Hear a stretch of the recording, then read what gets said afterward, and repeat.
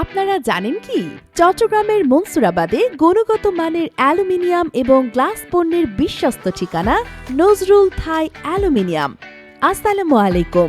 আমরা দিচ্ছি বিশ্বমানের পণ্যসমূহ পিএইচপি ফ্লোট গ্লাস, আকিজ বাঁশের glass, Nasir float glass, PHP aluminium, aramid aluminium, অ্যালকোথাই, ইম্পোর্টেড গ্লাস ও হার্ডওয়্যার।